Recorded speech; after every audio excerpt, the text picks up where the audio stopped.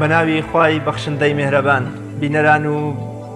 بینەرانی عزیزی بەرنامەی پەیامی ڕۆژ لە هەرکوێیەگەن جوانترین سڵاوی خوای گەورەتان لێبێ.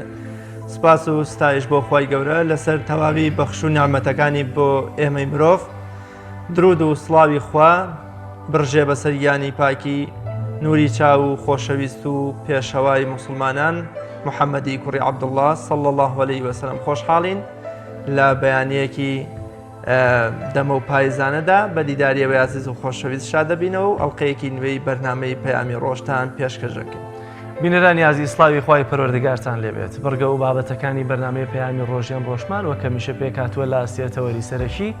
کە تەوەری یەکەمیان قسەکردنە لەسەر گرنگی زانست و زانیاری. تەوەری دووەمیان ئەو ناڕزایانی کە دوێنێ لە شاری هەولێر بەڕێوە چوو بە تایبەتی لەسەر جیاوازی چینایەتی کە ینی هۆکاری سەرەکی دەربڕینی ناڕزایەکان بوو لەسەر نەبوونی خزمەتگوزاری و خراپی پێشکەشکردنی خزمەتگوزاریە گشتیەکان. تەوەری دووەمی بەرنامەکەمان دەبێت کە لە شاری هەولێرەوە میوانێکی تایبەتمان دەبێت. تەوەری سێم دوێنێ لە شاری سلێمانی جارێکی تر بەشە پزیشکەکان ناڕزاییان دەربڕی بە تایبەتی بەشی ددان و پەرستاری لەگەڵ دەرمانسازیەکان کە لە ماوەی 4 ساڵی ڕابردوودا ئەمانە کەمترین پشکی دامەزراندنیان بەرکەوتووە یاخود هەردانە مەزراوە. تەوەری سێمی بەرنامەکەمان دەبێت لەگەڵ چەند ڕاپۆرت و زانیاریەکی تایبەت وە کەمیشە بڕگەی یەکەمی بەرنامەکەمان پێشبینی کەش و هەوای شار و شارۆچەکانی هەرێمی کوردستانە. با پێکەوە بینەری بین.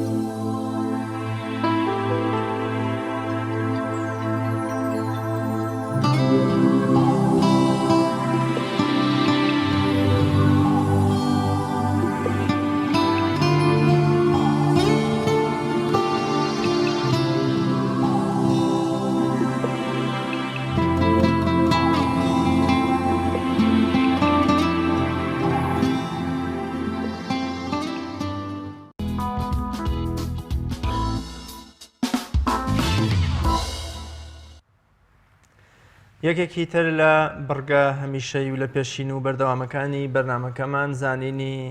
نرخی دراوەکان و ئاشنابوونە بەو جیاوازی و ئاڵوگۆڕەی کە لە ڕۆژێک بۆ ڕۆژێکی دیکە بەسەر نرخی دراوەکاندا دێ. با پێکەوە بینەری نرخی دراوەکانیش بین.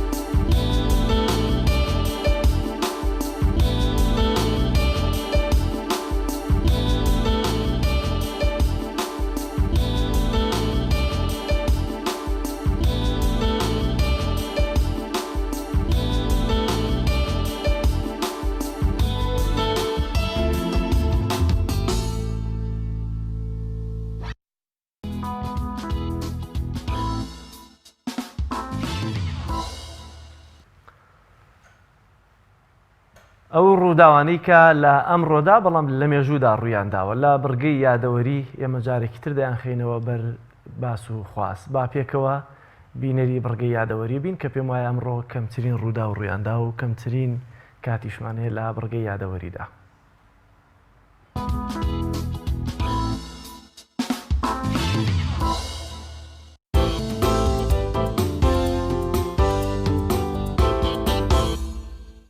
هەژدەی نوێی ساڵی 2003 کۆچی دوایی نووسەر و ئەدیب و وەرگێڕی شارەزای کورد مەلا شوکر مستەفای وەرگێڕ ناوبراو ساڵی 1926 لە گوندی مامشەی ناوچەی قەرەحەسەن لەدایک بووە. شوکر مستەفا مەلایەکی تێگەشتووی کورد بووە و ساڵی 1949 کۆلێژی شەریعی زانکۆی بەغدای تەواو کردووە. ناوبراو یەکێک بووە لە دامەزرێنەرانی کۆڕی زانیاری کورد و بووە بە ئەمینداری گشتی کۆڕی زانیاری کورد. لە بواری ئەدەب و مێژوو زمانزانیدا زیاد لە 50 کتێبی نووسیوە. زۆربەی زۆری کتێبەکانی یاشار کەمالی نووسەری کوردی وەرگێڕاون بۆ زمانی کوردی. 18 نوێی ساڵی 1961 کۆچی دوایی ئەمینداری گشتی نەتەوە یەکگرتووەکان داغ هێمرشۆڵت بە هۆی کەوتنە خوارەوەی فڕۆکەکەیەوە ناوبرا و بازرگانێکی گەورەی سویدی بوو.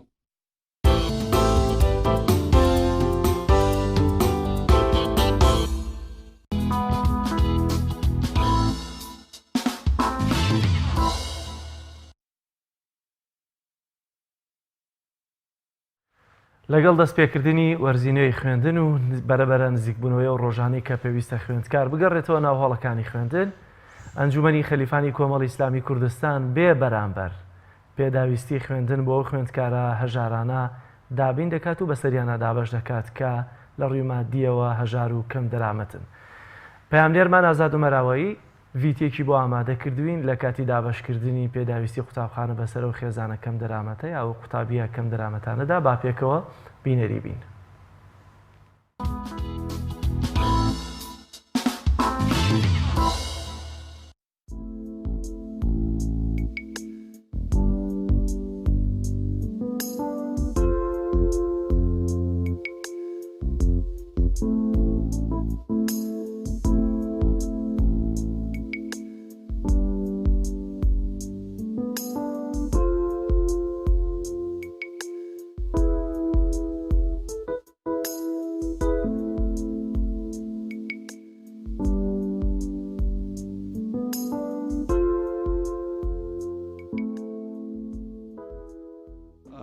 بەبوونەی دەستپێکردنەوەی ساڵی نوێ خوێندن ئەو ساڵیش وەک ئەنجومەنی سۆرانی کۆمەڵی ئیسلامی کوردستان باوکاری کۆمەڵێک خێرخوازی دەڤەرەکەمان توانیمان کەلوپەلی خوێندن جلوبەرێک قەرتاسیە جانتا دابین بکەین بۆ 75 قوتابی سنوورەکەمان لە کوڕان و لە کچان و قوتابیانی بێباوک و قوتابیانی کەوا کەم دەرامەتن لە سنوورەکەماندا. ئەوەی جێ دڵخۆشیە ئەو ساڵیش دڵخۆشکردنی ئەو کۆمەڵە قوتابیە کە لە سنوورەکەماندا هەیە و لێرەوە شەوە داواکەین لەو خێرمەند و خێرخوازانە کە بەردەوام بن بە بەخشینی هاوکاریەکانیان بۆی ئەو بەرنامەمان ئەو پرۆژەمان کە پرۆژەی بێباوکان و منداڵی کەم دەرامەتن سەرکەوتوو بن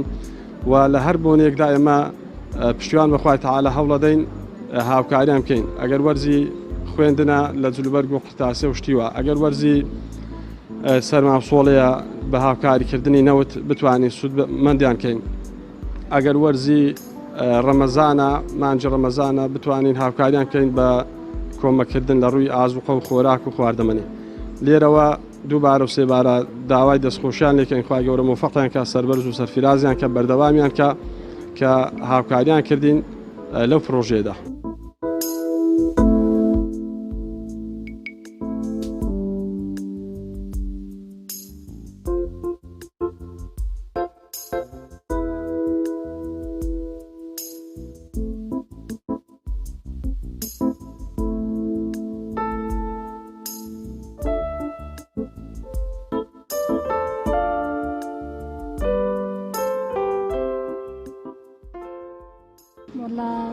هەندی هاوکاری بکەن هاوکاری بێدایک و بابان بکەن باشە وا خێر و بنویسی یا ڕەبی خۆ بە زیادیان کە ئیشاءالله وا خێری وا ناش بنویسی ئیشە لە هەموو مامۆستان ئیشاءالله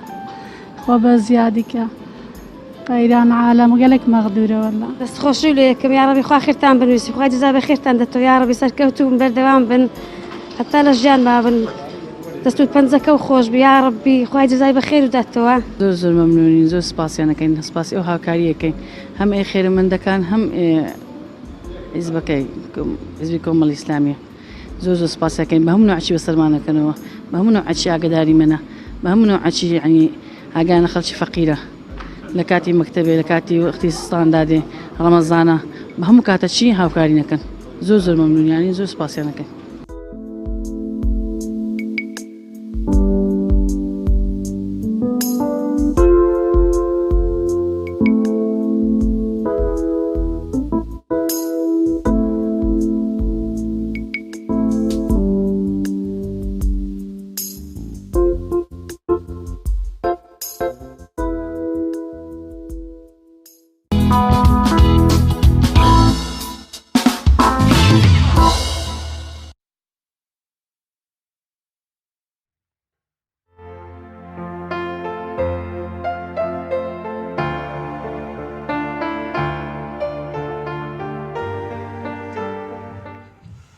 تەوەری یەکەمی بەرنامەکەمان قسەکردن لەسەر گرنگی زانست و زانیاری بە تایبەت لە دەستپێکردنی وەرزی نوێی خوێندن تا چەند قوتابی لە وەرگرتنی زانست و زانیاری و هەوڵ و کۆشش پێویستە هەوڵ و کۆشێکی زیاتر بداوە لە ڕوانگەی ئاینی پیرۆزی ئیسلامیشەوە ئەم هەوڵ و ماندووبوون و ڕەنج و تێکۆشانەی تا چەند بە کارێکی پیرۆز و هاندرا و وەسف کراوە و لە پێناو بەرزکردنەوەی ئاستی ڕۆشنبیری تاکەکاندا ئاینی پیرۆزی ئیسلام هەوڵی داوەکە هەمیشە تاکەکانی خوێندەوار بن هەمیشە هەوڵ و ماندووبوونیان هەبێ بۆ فێربوون و بەدوای عیلم و زانستگەڕان. ڕەحمەتی خوا لە حاجی قادری کۆیش بێ کە دەفەرمێ بۆچی فەرموویە نەبی الئەمین ئیطلەبوا العیلم وەلەو بالصین. بۆ قسەکردن لەسەر گرنگی زانست و زانیاری لە قوتابخانەکاندا و هەوڵ و ماندووبوونی قوتابی لەو پێناوەدا میوانداری زۆر بەڕێز مامۆستا ئەیوب عەلی بانخوازی ئیسلامیمان کردو کە لە ستۆدیۆکانمان لە شاری چەمچەماڵ لە میوانی تەوەری یەکەمی بەرنامەی پەیامی ڕۆژەوێ. مامۆستاگیان سڵاوی خوارد لێبێ و سپاس بۆ دەرفەتەی کە بە ئێمەت بەخشی با لەو پرسیارەوە دەست پێ بکەم گرنگی زانست و زانیاری چیە و بۆچی پێویستە قوتابی لە هۆڵی خوێندندا لە قوتابخانەکەیدا لە بواری خوێندنەکەیدا خۆی ماندوو بکە و بە دوای زانست و زانیاریدا بگەڕێ.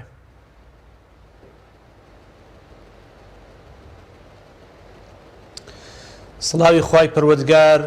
لە ئێوە و لە بینەران و بیسەرانی کەناڵی ئاسمانی پەیام بێت. دیارە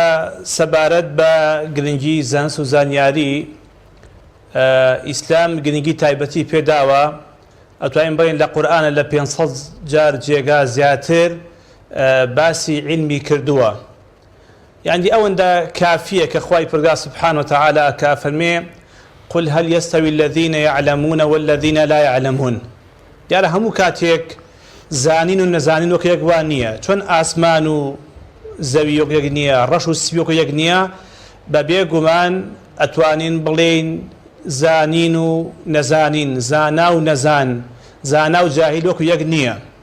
و ئیسلام گرنگی تایبەتی داوە بە زانست چونکە بنەمای ئەساسی ئەم دینەی ئێمە بە زانست و دەست پێ کردووە جێگای خۆیەتی یعنی ئێمە سوپاسان دەکەین کەوا تەوەیەکی باشتان هەڵبژاردووە لەم کاتەدا کە ئێمە لە چەند ڕۆژی داهاتوودا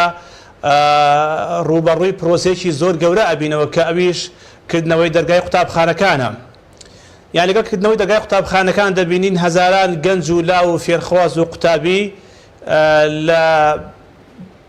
سەرەتاییەوە حتاکو و پەیمانگا و زانکۆکان ڕۆکەنە ناوەندەکانی خوێندن. بۆیە جێگای خۆیەتی ئێمە لێرەدا لەم شوێنە پیرۆزە لەم کەناڵە پیرۆزەی ئێوە باسی گرنگی زانست و زانیاری بکەین. یعنی بنەمای زانستی زانیاری ئێمە دەبینین لە کێوە دەست پێکا لە ئەشکەوتێک و دەست پێکا. یعنی پێغەمبەری خوا عەلەیهی سەلات وەسەلام لە ئەشکەوتێکا خەریکی یەکتاپەرستیە بەڵام لەوێ خوای پەروەردگار سوبحانه وتعالى پێش هەموو شتێک داوای چی لێکا داوای خوێندنی لێکات ئیقرأ بخوێنە ما ئەنە بقارئ دووبارە و سێبارە پێغەمبەری خوا عەلەیهی سەلات وەسەلام پێی ئەوتێتەوە ئیقرأ بخوێنە ما ئەنە بقارئ بخوێنەوار نیم دوای بخوێن ئیقرأ بسم ربك الذي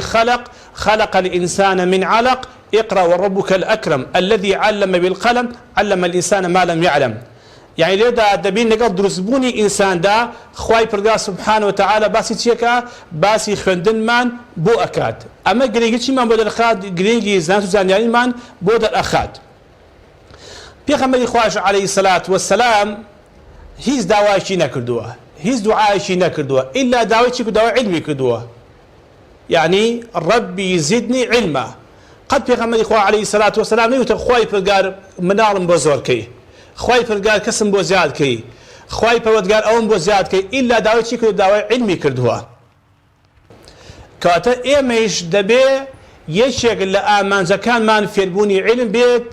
زیادبوونی علم بێت بە دوای علما بگەڕێین يعني وكل بيغمبر إخوة فالمي عليه الصلاة والسلام اطلبوا العلم من المهد إلى اللحد ايش من بودر خاكد بي من دار كان من رابين في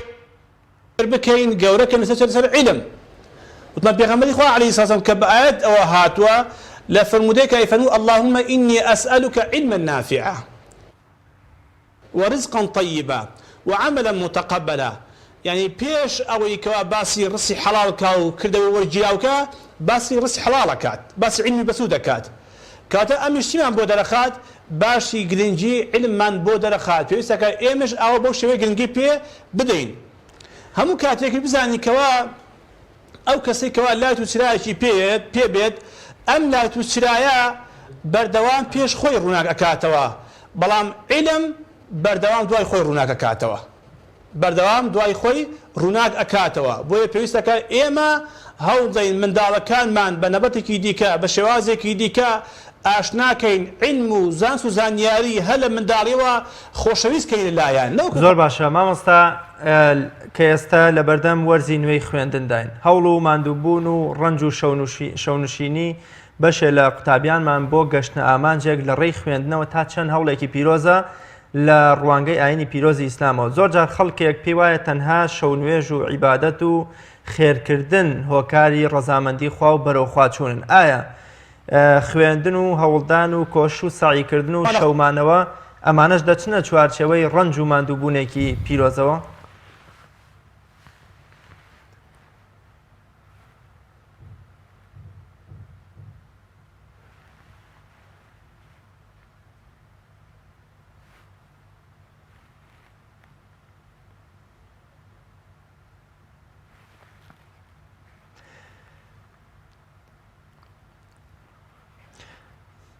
بەڵێ خۆشەویستان وا دیارە کێشەیەک لە گواستنەوەی پەیوەندی جەنابی مامۆستادا هەیە بێگومان ئاینی پیرۆزی ئیسلام یەکێکە لەو ئاینانەی کە ئەو شەرەف و پێگەیی پێبەخشراوە یەکەم بەڵێ مامۆستاگیان دووبارە پرسیارەکە مەکەمەوە زۆر جار خەڵک لە کۆمەلگەی ئێمەدا پێی وایە دروستکردنی مزگەوت و شەونوێژ و عیبادەتەکانی تر هۆکاری بەرەوخواچوون و بەدەستهێنانی ڕەزامەندی خوان ئایا ماوەیەکی ترێمە لە بەردەم وەرزی خوێندنداین ڕەنج و ماندووبوون و ئازار و هەوڵدانی قوتابی ئێمە و شەومانەوەی تا درەنگێک ئەمانەش لە ڕوانگەی ئاینی پیرۆزی ئیسلامەوە دەچنە چوارچێوەی عیبادەت و پەرستش و بەدەستهێنانی ڕەزامەندی خوا واتم بەسمێ تا چەند گرنگیدان و هەوڵ و ماندووبوونی قوتابی دەبێتە یەکێک لەو کارە بە سوودانەی کە دەتوانێت پریاسکەی عیبادەت و پەرستشەکانی خۆی پێپڕ بکە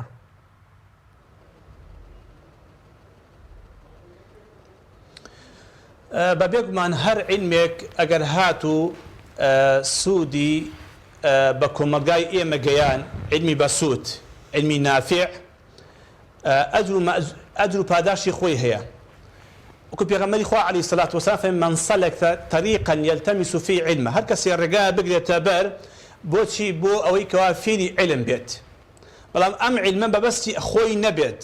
ئەوەی کەوا خۆی دەرخات مەبەستی ئەوە نەبێتەوە بەس بەمەستی پارە پەیداکردن بێت مەبەستی ئەوە بێتەوە هەم بۆ ڕەزامەندی خوا و پاشان بۆ سوودی دین و ژینی خەڵکی بەکاری بێنێت إلا پێغەمبەری خوا فەرمێ عەلەیهی سەلات وەسەلام سەهەلە الله له طەریقا إلى الجنة إلا خوای پروردگار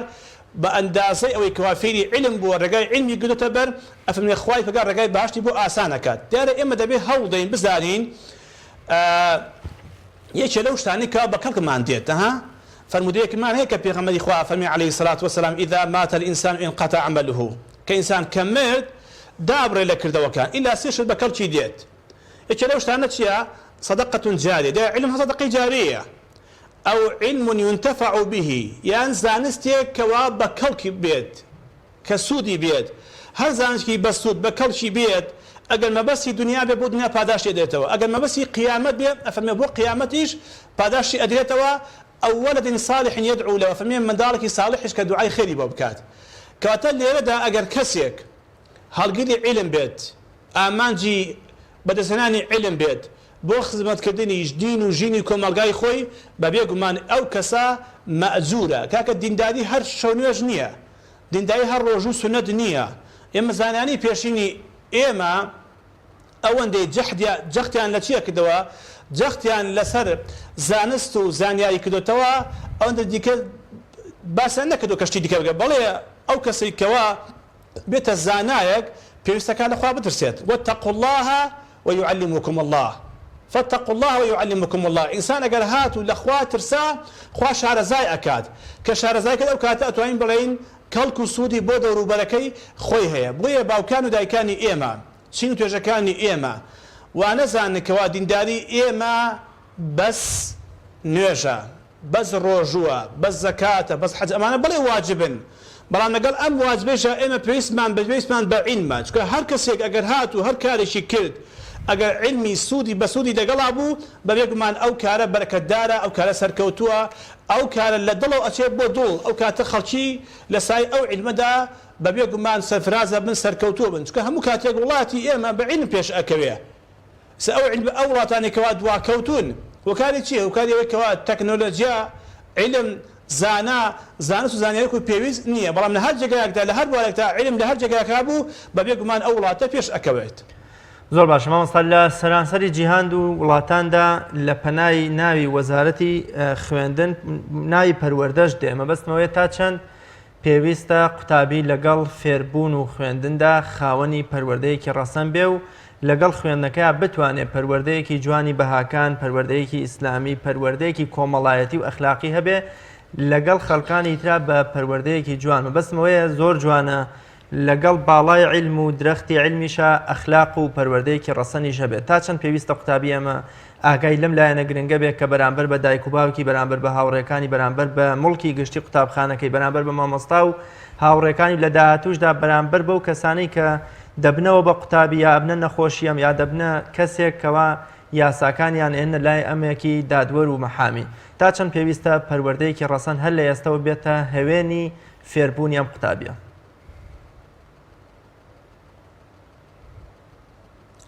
بەڵێ خۆی بەبێگومان وەزارەتی پەروەردە کاڵێ وەزارەتی پەروەردە ئەتوانین بڵێن دەبێ مناڵەکانی ئێمە گەنجەکانی ئێمە بە کچان و بە کوڕانەوە بە خوشکان و بە برایانمانەوە پێش ئەوەی کەوا زانا بن پێش ئەوەی کەوا قوتابین دەبێت پەروەردە بکرێن یعنی بەبێگومان کاتێک ئەم باوکو دایکە منداڵەکەی کە ئەنێرێ بۆ قوتابخانە دەبێت سەرەتا ئامۆژگاری کات ڕۆڵەکەم کچەکەم کوڕک بم کە ئیمڕۆ تۆ ئێستا دەرەچی لە ماڵ ئەچی بۆ ماڵێکی دیکە لەم ژینگەچی بۆ ژینگەیەکی دیکە لەوێ ئەچیتە ناو کۆمەڵی قوتابی هاوڕ و ڕەفیقی خۆتەوە لە خزمەت مامۆستایەکە ئەبی لە قوتابخانەیەکە ئەبی پێویستەکە ئەم باوکو دایکە منداڵەکان ئامۆژگاریکەن نەسیحەتکەن پەروەردەیکەن چونکە ئەگەر هاتوو قوتابی پەروەردەکراو نەبوو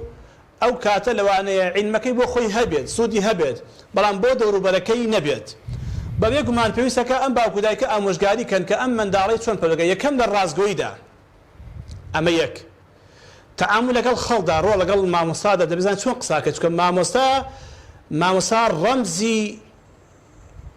وڵاتێکە مامۆستا دەبێت ڕێزی لێ بگریت چونکە مامۆستا وانت پێڵێ مامۆستا پەروەردە دەکات مامۆستا نەسیحەت دەکات مامۆستا دڵسۆزی خۆی مامۆستا جوود و ماندووبوونی خۆی بۆ تۆ دەرئەبڕێ پێویستەکە ڕێز لە مامۆستا بگری ئەمە یەک یعنی کەواتە ئەو کاتە چکە ئێمە وتراوە هەر کەسێک لە خۆمان گەوردە دەبێت ڕێزی لێ بگرین پێویستەکە ئەم باوکو دایکە ئەم منداڵی خۆی ڕێبێنێ کەوا بڵێ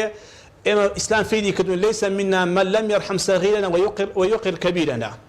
ئەبێ فێری کە بڵێ ڕۆڵە لەگەڵ خەڵکە کاتێکە قساکەی چۆن قساکەی لەگەڵ هەموو کەسێکدا بەتایبەتی لەگەڵ مامۆستادا لەگەڵ ڕەفیقەکانتا وەقولوا للناس حسنا بەو شێوەیە ڕۆڵە گیان کاتێکە قساکەی ڕازگۆ بە لەگەڵ ڕازگۆیانە بە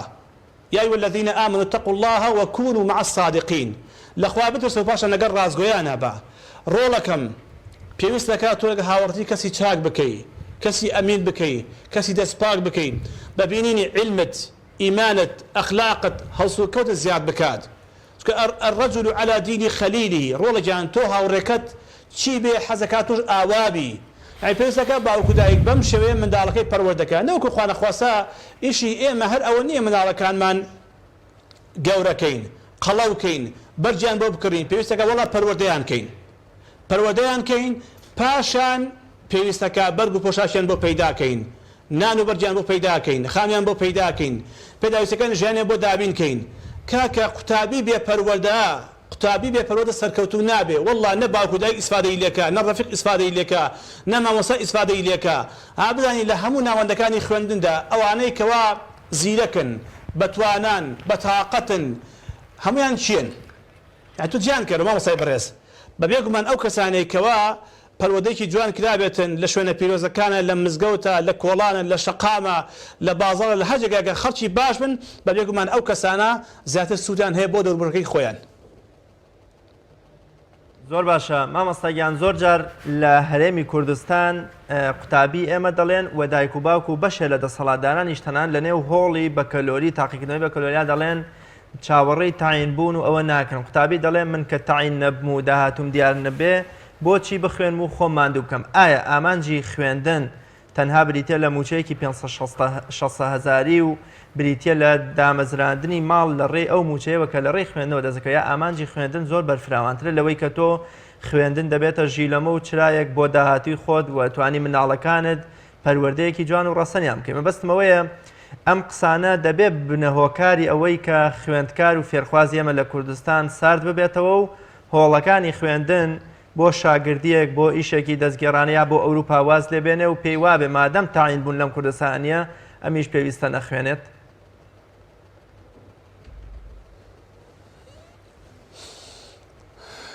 مامۆستای بەڕێز پێویستەکە ئێمە باوکان و دایکان و مامۆستا بەڕێزەکان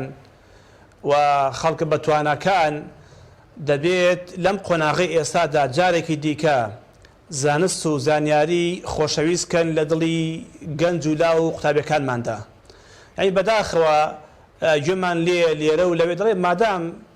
شادە سوودی نییە خوێندن سوودی نییە تەعینە سوودی نییە پێویستەکە واز لە خوێندنمێن نە ئێمە دەبێت العلم يحرسك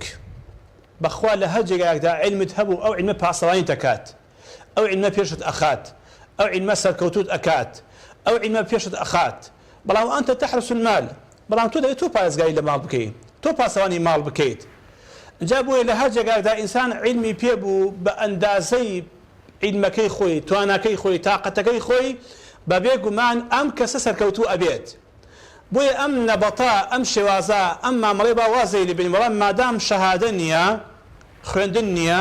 کاکە خۆ لە عالەمی ئەوروپایشدا جای وایە ئەوەندی قوتابی کاتێکە تەخەڕوج ئەکا لە کەرتی تایبەتە ئیشەکە خۆ لە فەرمانکان ئیش ناکە خۆ ئەو کەسی کابێتە مامۆستا هەمووی هەر لە قوتابخانە نییە ئەو کەسێک کە ئەندازیارە هەمووی لە شارەوانی نییە ئەو کەسێک کەوا دکتۆرێک شەو لە نەخۆشخانەش نییە و لە کەتی تایبەتە ئیشەکە ئێستا ئێمە لە دوای ئەتوانین لە 2014 کاتێکە تەعینات لە وڵاتی ئێمە داوەکو پێویست نییە دەبینین ئێستا بە زۆری زۆرێک لەوانەیە کەوا تەخەڕوجیان کردووە لە کەتی تایبەتە ئیشەکەن یعنی من مامۆستا بەڕێز نمونەیەکم لایە من پیاوێک ئەزانم ئەم گەنجە خەریجی جامیعەیە ئێستاکە لە ناو خاک و مەملەکەتی خۆیدا خەڵکی ئاژەڵداریە زۆر خۆشە ئینسان ئەگەر هات و شادەکەی لە گیرفانە بوو شادەکەی بەدەستێنە وەڵی هەر کارێ بکە پیرۆزە بەڵێ زۆر سپاس بۆ بەڕێز مامۆستا ئەیوب عەلی بانخوازی ئیسلامی کە لە چەمچەماڵەوە لەگەڵمان بووی زۆر سپاس بۆ ڕوونکردنەوەکانت بۆ ئەوەی کە میوانی یەکەمی تەوەری یەکەمی بەرنامەی پەیامی ڕۆژیش بووی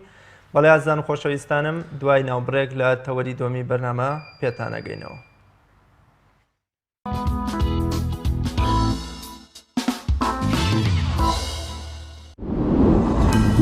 تۆپ ئارت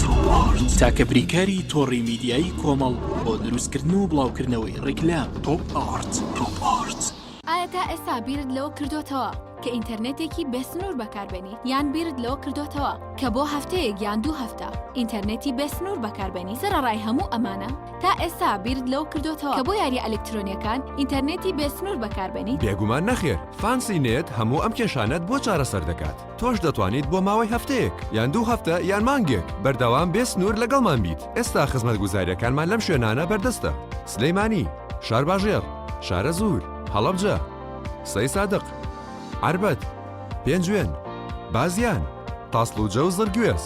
فانسی نێت هەمیشە ئینتەرنێتی بێسنوور. کارگەی شربەتی خاڵقی گیرەوەی خاڵقی بە تامەکانی پرتەقاڵ، مێوەژ، هەنار، لیمۆ و مۆز و ئەنەناس بەرهەم دەهێنرێت. تەواوی تامە سروشتیەکانی شربەتی خاڵقی وێنەی باخێکی پڕمیوەیە. کارگەی شربەتی خاڵقی لەگەڵ 24 ساڵ ئەزمون و بەتامی سروشتی. ناونیشان سلێمانی ناوچەی پیشەسازی دوو پشت ئەلبیستەکە. کارگەی شربەتی خاڵقی. هەمومان حەزمان لە برنجە. برنجێک تامی ڕاستەقینەی برنجمان پێ ببەخشێ. باڵزار جمەی دێت لە برنج، بەڵام بژاردەی من برنجی دۆلفینسیە. بە تام و بۆن هاوشێوەی برنجی کوردیە. 100% سروشتیە. برنجی خڕی دۆلفینسی شێفە گەورەکان سەرسامەکات. بۆیە بێ دوودڵی بژاردەی من و کابانی ماڵە. تا ئێستا زۆر جۆری برنجم تاقی کردوێتەوە، بەڵام هیچیان وەک دۆلفینسی نییە. تامێکی ترە ئێوەش دەتوانن تاقیکەنەوە. دۆلفینسی باشترینمان بۆ هەڵبژاردن. تۆپ ئارت تاکە بریکاری تۆڕی میدیایی کۆمەڵ بۆ دروستکردن و بڵاوکردنەوەی ڕیکلام. تۆپ ئارت.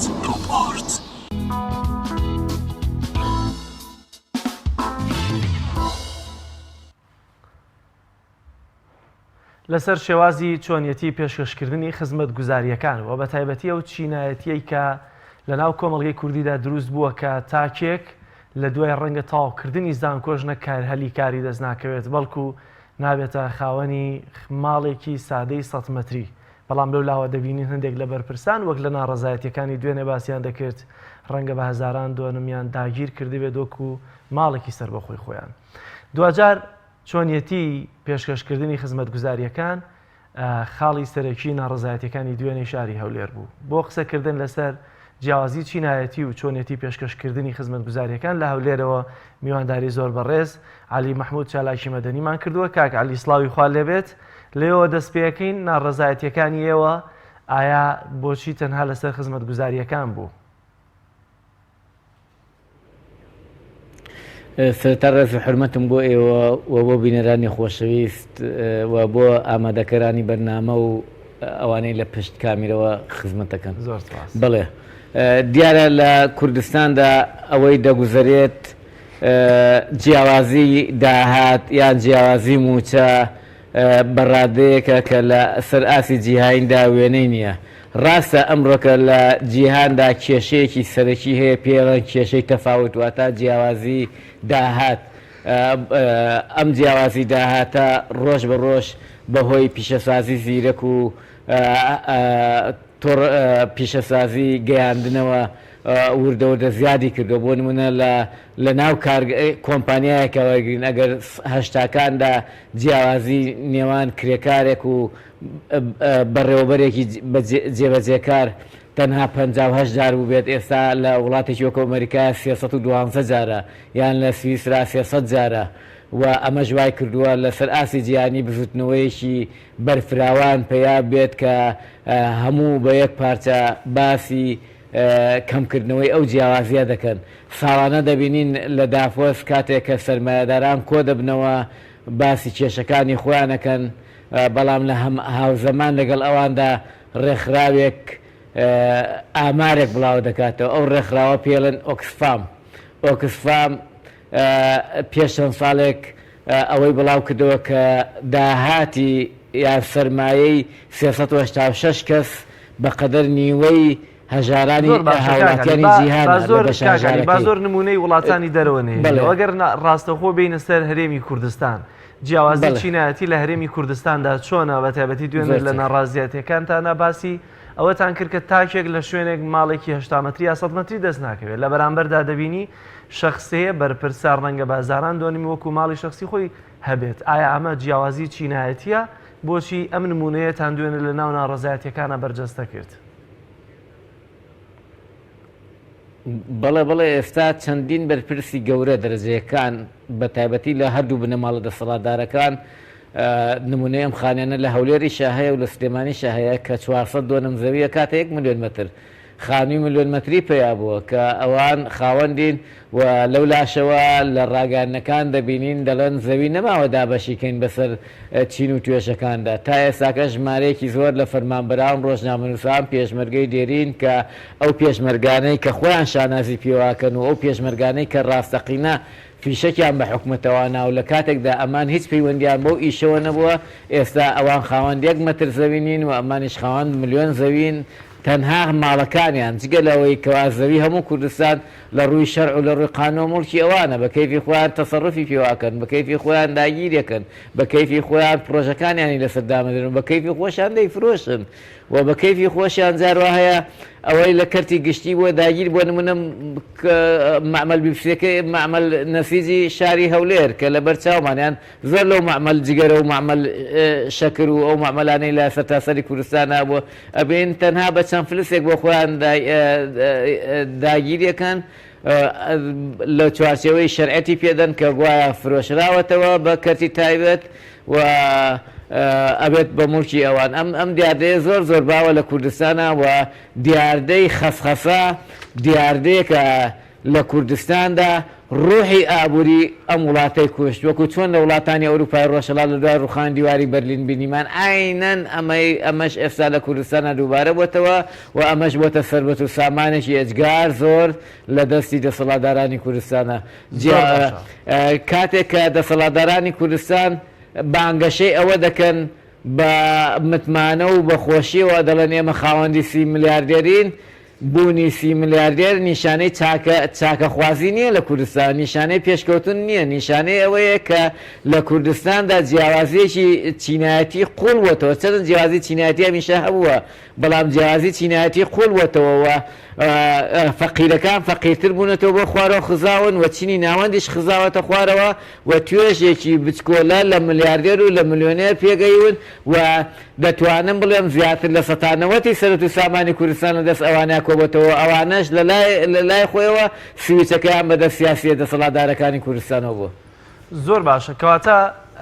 کاکەلی ئەم جیاوازی چینایەتیە کاریگەریەکەی چی دەبێ و لە ئێستادا جیاوازی چینایەتی لە هەرێمی کوردستان لە چه ئاستێکدایە؟ وتم لە سەردەمی دەرەبەگایەتیە جیاوازی چینایەتی هەبوو کە دەرەبەگەکانەمان بینی کە کۆمەڵێک زەویە زۆریان داگیرە کرد لە دوای شۆڕشی 14 تەمموز بینیمان ئیسلاح زراعی هاتە پێشەوە و کلکوگوێی ئاغا و دەرەبەکان کرا بەڵام ئێستا قۆناغێکی دیکەی دەرەبەگایەتی چ لە ڕووی زەویەوە و چ لە ڕووی کارگا و کارخانە و پرۆژە و ئوتێل و ئەمانەوەیە چی پرۆژەیەک لەم شارە گەورانەیە هەیە کە دەستی دەسەڵاتدارانی تیانە بێت ئەمە وای کردووە کە ئێمە ئێستا لە شاری هەولێردا لە دوو شاراشین تۆ ڕۆژهەڵاتی هەولێر سیرکە باداوە و پۆتیناوە و نازام چۆچۆ هەموو ئاوانە سیرکەوە بڕۆ ڕۆژ ئاوای هەولێری سیرکە لای فڕۆکەخانە ئەو ناوە دوو جیهانی تەواو جیاوەکو تارانی جاران شیمال و جنوبی تارانی لێ هاتووە ئەمەش زەنگێکی مەترسیدارە زەنگێکی ئەو زەنگە مەترسیدارە کاتی خۆی لە بەردەمی ڕانەگرت و شۆڕشی گەلانی ئێران ڕایماڵی ئەمە زەنگێکی ترە ئێمە ئێستا لە شارێکا دەژین دوو کۆمەڵگامانەیە دوو ژیانە دوو جۆرە ژیان هەیە ژیانێکیان ئەوروپیانەیە بگرێت لە ئەوروپا شوێنی وەکو ئەوە ڕاقی و پاک و تەمیزنیەوە گەڕەکەکانی تریش گەڕەکی داڕوخا و داڕما و خەڵکانێکی برسی و لێ قەماوی لێکۆبێتەوە. زۆر باشە کالی کەواتە باوەڕتوانیت جاران لە جیاوازی چینایەتی چینێکی مامناوەندیش هەبوو بەڵام ئێستا ئەم چینە مامناوەندە چی لێ هاتووە ئێستا تەنها بووەتە چینی خوار و چینی سەرەوە. ئەمەش دیاردەیەکی جیهانی ئەگەر ڕێگەم بدەیت لەبەرەوەی کاتێک سەرمایەدارەکان زیاد گەشە دەکەن سەرمایەکەیان کۆ دەبێتەوە چینی ناوان دوو ڕێگە لە بەردەمیان هەیە یان ئەوە تا بەرەو سەرەوە بکشێت کە بەشێکیان دیارە بەشێک لەوانەیە کە بە تایبەتی دوای پەیدابوونی تۆڕە کۆمەڵایەتەکان و هەروەها پیشەسازی زیرەک و پیشەسازی گەیاندن بەشێکی بچووک لەوانە بەهۆی زیرەکی خۆیان ئەچنە سەرەوە وەکو نمونە خاوەندی بیزۆس خاوەندی ئەمازۆن یان خاوەنی فەیسبوک ئەمانە بەڵام بەشە زۆرەکەشی ئەخزێنە خوارەوە بەرەو ڕیزی چینی کرێکار و خەڵکی فەقیر و ژار دێن ئەوە دیاردەیەکی جیهانیەوە ئەمە ژوای کردووە ئەمە ژوای کردووە دینی ئێلەک زەردەکانی پاریس زۆر باشە من دەمەوێت بزانین هۆکاری جیاوازی ئەو دوو چینەی کە لە هەرێمی کوردستان لە کۆمەڵگەی خۆمانە دروست بووە چییە؟ ئایا ئەوەی کە دەیبینین لە خوارەوە چینی فەقیر و هەژار هەمووی ڕوون و دیارەکە کێن بەڵام کاتێک کە سێری چینی سەرەوە دەکەی ئەوانەی کە زیاتر دەرەکەون کە من ئەوانەی کە لە غێری پلە و پۆستی حکومی و بەرپرسیارەتی سیاسی و حکومیان هەبێ بەڵکو ئەوانەی کە زیاتر لە چینی سەرەوە دەرەکەون و بە دیارەکەون و بەرجەستە بن ئەوانن کە لە ناو پلە حزبی و سیاسیەکانان لە نمونە ژیانی پەرلەمانتارێک کە باز لە ژیانی خۆی دەکا چەند لە ڕەفاهیەتا دەژی لە لایەکترەوە دەبینین فەقیرێک و هەژارێک کە ڕەنگە لە ساڵێکە تەنها یەک جلێکی بۆ بکڕێ بەڵام لە بەرامبەردا بینیومانەکە لە چەند ڕۆژی ڕابردوو لە کاردانەوەی تۆڕە کۆمەڵاتیەکان چی دەکرێت ئایا بۆچی دەبێت بەرپرسیارەتی حکومیەکان یاخود سیاسیەکان زیاتر ئەم چینە دروست بکەن؟ ڕاستە ئەوانیش بەهۆی هەڵبژاردن و بەهۆی گەمەی سیاسیەوە توێژێکی بچووک بەرەو ئەوە دەڕۆن بۆ نمونە پەرلەمانتار و وەزیر و ئەمانە کە موچەیەکی باش وەرەگرن وەرە بەرەو چینە باڵاکە ناتوان برێت چینە باڵاکان لە بەرەوارە نەبوونەتە خاوەن ملیاردۆر ملیۆنێر چینە باڵا ئەسلێکە ئەوانن کە ڕەگ و ڕیشەی دەسەڵاتدارەتی کوردستان ئەوانن کە پەرلەمانتاردانێن وەزیردانێن ئەوانە تەعینەکەن ئەوانن کە چاڵەنەوتیانەیە بازرگانی گەورە گەورە دەکەن و لە پشت ئەوانەوە یان لە پێش ئەوان لە پشت ئەو ملیاردێرانن کە لە کوردستانەوە هەن ئەمە دەتوانین بڵێن ئەگەر ئەمانە یەکی کوردستان بن زیاتر لە سەتانەوەتی سەرۆت و سامانی کوردستان لەژێر دەست ئەمانەیە بەڵام لە پاڵ ئەمانەشە ئەمانە بۆشاییەکە دەنە خەڵکی دیکە خەڵکێک کە لە خزمەتی سیاسی ئەوانەکەن بۆ نمونە پەرلەمانتارێ وەزیرێک هەندێک ئیمتیازاتێ دەنێ بەشدارێکی بچووکی پێ دەکەن لەو گەندەڵی و تاڵان و بڕۆیی کە هەیە لە کوردستانە بۆ ئەوەی شەرعەتی سیاسی بەدەسەڵاتدارەتی ئەوان بدەن. زۆر باشە کاکالی لەلایەکەوە زۆربەی گەنجەکانمان دەبینین بەهۆی نەبوونی و نەداریەوە پەنا نابنە بەردروستکردنی خێزان و پرۆسی هاوسەرگیری بەڵام لەو لاشەوە بانگەشەی زیادبوونی منداڵ دەکرێت لە کاتێکە بۆ نمونە ئێستا شەمانە فەقیرە دەڵێ کاکە من بۆچی دەبێت مناڵ ئێستا بخەمەوە بۆی کە نەماڵم هەیە نە خانوم هەیە نە پارەم هەیە نە داهاتی کەوتۆم هەیە بۆچی دەبێت بیهێنمە دنیا و دنیایەک مەعانات و نەداری بچێژێت بەهۆی منەوە لەو ناشەوە بانگەشەی زۆربوونی منداڵ دەکرێت ئایا دەبێت حکومڕانانی هەرێم چۆن پلانیان هەبێ بۆی کە لەلایەکەوە جیاوازی چینایەتی نەهێڵن لەلایەکەوە پلانیان بۆ زۆربوونی کۆمەڵگای کوردی خۆمان هەبێت؟ ئەوە خەونێکی ناسیۆنالیستیە بڕواکە ئەو خەونەیان نایەتە دی کۆمەڵگەی کوردستان بۆ نمونە شارێکی وەکو سلێمانی کەمترین نسبەی زاوزێتیایە کە خێزانێک 4.9 کەسە لە ئینیان لە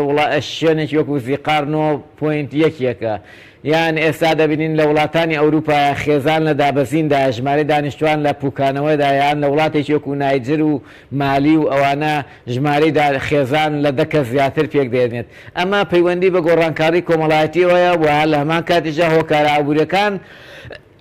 کاریگەری وەکو جەناوت باس کرد ئێستا خەڵکێکی زۆر کە هاوسەرگیری ناکات مناڵ بەرهەم ناهێنێت لەبەر نەبوونیە بەڵام لە هەمان کاتیشدا دەبینین لە ناحیە شارێکی وەکو موسەنا کە هەژارترین شاری ئەم وڵاتەیە خێزان لە 9 کەس پێک دێت یان لە حەویجە یان لە زیقار یان لەم شوێنانە ئەوەش پەیوەندی بە دیاردەیەکی کۆمەڵایەتیەوە پەیوەندی بە گەشەی کۆمەڵایەتیە و مرۆڤایەتی بەرەو ئەوە دەڕوات ئێستاکە کە ژمارەی دانیشتوان وردەوە دەکەم بێتەوە لەبەرەوەی لەگەڵ تەحەزور و شارستانی تا یەک دەگرێتەوە کات تا کۆمەڵگەیەک شارستانی بێت هەوڵەدات کۆنتترۆلی ژمارەی خێزانەکە بکات بۆی بتوانێت بە شێوەیەکی باشتر پەروەردەکە بەڵام لە حالەتی تارێداوەکو ئێستا جەنابەت باس کرد لە کوردستانە خەڵکێکی گەنجێکی زۆرەیە ئەفۆن هاوسەرگیریان نەکردەوە بەهۆی قەیرانی داراییەیە بەهۆی ئەو قەیراندارەیە کە دەسەڵاتدارانی ئەمڕۆی کوردستان دروستیان کردووە بە کەیفی خۆیان خەڵک تەعینەکەن بە تەسکیە حیزبی نەبێ نایەن خەڵک تەعین بێت ماڵی وا هەیە دە کەسیان لێ تەعین کردووە ماڵی واشەیە کەسێکیان لێ تەعین نەکردووە سەرۆت و سامانی دەوڵەت تەنها بۆ خۆیان و بۆ هاوپەیوەندەکانیانە لە حیزبیەکان و لەوانەیە لە دەور و پشتیانن ئەمە هەمووی کەم و کوڕیە دروست بووە و ئەمە ناڕەزایەتێکی بەرفراوانی ناو گەنجانە دروست کردووە و هەر دەقەیەکیش بتەقێتەوە دەقێتەوە زۆر باشە کاکەلی باستان دوێنێ لە ناڕەزایەتەکان لەسەر چۆنیەتی یا خراپ پێشکەشکردنی خزمەتگوزاریەکان کرد لە ئاو لە کارەبا و لە ڕێگەوبان و بەگشتی خزمەتگوزاریەکان ئایا گرنگترین خاڵی ناو خزمەتگوزاریەکان کێوە باوەڕتان وایە کە ینی بە هیچ جۆرێک خزمەتی بە هاوڵاتیان نەکردووە چی و چین با لە ئاوە دەست پێ بکەین ئاو کرا بە پارە ئەزانی پێش 3 ساڵ لەمە و پێش حکومەتی ئێرلەندا ڕوخا لەبەر ئەوەی ئاوی کرد بە پارە ئەو ماڵانەشی کە پارەی ئاویان بۆ داهاتەوە گەلێک کەمتر بوو لەمەی ئێستا لە کوردستانە داهاتەوە حکومەت ڕوخا حکومەت فەشەلێنا حکومەت گۆڕا بەڵام بەداخەوە لە کوردستانە ئێمە زوو هاوارمان کرد کاکە ڕێگەمەدەن ئاو بکرێەوە پارە بەڵام حکومەت لەمەیان سەرکەوتوو بووە ئەبێت ئێستاش خەڵک و شیار بێتەوە و بێتە مەدان و ڕێگەنەدا ئاو بێتە لەبەرەوەی ئاو سەروەتێکی سامانی گشتیوەکو ئەوە پێویستە هەموو کەسێک هەموو هاوڵاتێکی کوردستان ئیسفادەی لێ بکات هیچ پێویست ناکات بێ بە پارە ئەمە یەک دوو دەسەڵاتدارانی کوردستان زۆر مەدحی دەوڵەت و حکومەتەکەیانەکەن و باس سەربەخۆی کوردستان و دەوڵەتی کوردی و سەربەخۆی و ئەمانە دەکەن کە هەڵامەتێکیان دەگرێت ئەڕۆن بۆ ئەوروپا لە نەخۆشخانەکەی حکومەتدا کە هی خۆیانە خۆیان بەڕێوە دەبن خۆیان سەرکردایەتی دەکەن لەوێ چارەسەر بکرێن ئەمە گەورەترین سوکایەتیە کە ئەوان بەدام و دەستگاکانی حکومەتی کوردی دەکەن کە خۆیان وادە دەخەن کە لە پێناو حکومەتی کوردیدا عەفوەن دوو لە نیپال پێش چەند ساڵێ لەمەوە پێش وەزیری پەروەردە دەرکرا لە حکومەت فەسڵ کرا بۆ لەبەرەوەی مناڵەکەی نار بۆ قوتابخانەی تایبەتیەوە سارکۆزی سەرۆکی فەڕەنسایەکی لە نقطە زەعفەکانی ئەو بۆ قوتابخانەی تایبەتی تەواو کردبوو بەڵام ئێمە سەرۆکوەزیرانمان سەرۆکی هەرێممان وەزیری پەروەردەمان لێژنەی پەروەردەی پەرلەمانی کوردستانمان ئەمە لە ڕابردووە وابوو نازانم ئێستا کە هێشتا ئینمان نەکردووە هەر هەمووی مناڵەکان لە قوتابخانەی تایبەتیە ئەمە چ سوکایەتیە کە ئەمانە بە قوتابخانەی گشتی دەکەن ئەی باشە قوتابخانەی گشتی پایەکی گرنگ و سەرەکی حکوومەت نییە ئەی بۆ ڕێز لەو حکوومەتە ناگرن ئەی بۆ ڕێز لەو لێژنەیە ناگرن کە خۆیان وێنەراتی دەکەن بۆ ڕێز لە وزارەتی پەروەردە ناگرن لێژنەی پەروەردە ناگرن هەر هەموو ئەمانە سەرۆکوەزیران بۆ ڕێز لە پەروەردە ناگرێت لە قوتابخانە ناگرێت کە شانازی بۆ ئەکە قوتابخانەیەک لە شوێنێک دروست دەکات ئەی بۆ مناڵەکەی خۆی نانێرێتە قوتابخانەی گشتیەوە ئەمە نەکبەتێکی ترە کاتێککە نەخۆش دەکەون وەکو باسم کرد دەچن بۆ خارج هەڵامەتێک دەگرن بۆ دگانێشێک دەچن بۆ نەمسا حەبێکی پاراستی بۆنە لە نەخۆشخانەکان بۆ ئێمە جێنێشتووە هەموو مامۆستا هەموو بەڕێوەبەر و هەموو مدیری مستەشفاکان لە حیزبی و بە تەسکیە حیزبیە شەڕەکەن لەسەر یەکێتی و پارتی شەڕیانە لەسەری لەگە حیزبەکانی ترە ئەمە سوکایەتی نییە و ئێستا هەنگاوێکی دیکە لە ناوهینا لە ناو زانکۆانەوە ئێستانەوە قوتاب خوێندنی زانکۆ بکەن بە پارە کە ئەمە دەستکەوتێکی گرنگی مێژووی بوو لە ساڵی 58ەوە خەڵکی عێراق سەپاندی بەسەر حکومەتی عێراقدا ئێستا ئەمانە ئەو دەستکەوتانەی کە خۆی لە چوارچەوەی کەرتی گشتیای بینێ هەمووی وا پاکتاوەکەن ئێستا چۆن زەویدا بەشکرا بەسەر زووتیارانە ئێستا وایە پارچە دەیکردنەوە ئێستا دیارە بەرەبەرە هەموو شتێک ڕادەسپێرێ بە کەرتی گشتی ئەمە باسی کارە باش بکەم و لەو لاشەوە دەبینی زۆر جار کەرتە گشتیەکە چۆنە لە پشتەوە کۆمپانیایەک دروست دەکرێت و دێت ئەم ئەرکەی ئەو واجباتە دەدرێتە ئەو کۆمپانیایە کە ئیتر ئەمە دراوەتە کەرتی گشتی لەو لاشەوە دەبینی بەشێک لەم کۆمپانیانە دوجار هەر بەرپرسەکان خاوەنددارێتی ناڕاستەوە خۆی دەکەن بەڵام ئایا گەل دەبێ میلەت تا چەندە هوشیار بێ بەرامبەر بەم جۆرە خزمەتگوزاریانی کە پێشکەشی دەکرێت و ئایا بێدەنگی خەڵک چی دێنێتە ئاراوە و حکوومەت تا چەندە زیاتر با بڵێن پێ درێژ دەکات بۆەوەی کە خزمەتگوزاریەکان بەو شێوازە بێت کە بە قازانجی خۆی بێت لە ئازاری 2007 کاتێک کە 2010 کە خەڵ ڕاپەڕی سیاست تەقەشفی ئابووری لەسەر کوردستان نەما ئەو پارەیە کە دەیانبڕی لە موچە حکومەت ناچار و ویداتەوە هەموو مست لە دەروێشە دەگەڕێتەوە لە دەرزی لە شوژن دەگەڕێتەوە ئەگەر خەڵک ڕاپەڕێت ئەبواە ڕێگەمان نەدایە ئاو بکرێەوە پارە ئەبواە لە سەرتاوە ڕێگەمان نەدرایە کەرتی خوێندن و کەرتی تەندروستی وێران کە ئەمانە بۆ خوان لە پەناوە نەخۆشخانەی تایبەتی دروستکەن زانکۆی تایبەتی دروستکەن مناڵەکانیان بنێن بۆ شێفات نازانم چی بکەن لە پاڵ ئێمەوە ئەمانە بکەن ئەوان هەموو شتێکیان لە ئێمە جیایە ئێستاکە شاری ئیتاڵی و بەریتانی و نازام لوبنانی و چیوچیان بۆ خۆیان دروست کردووە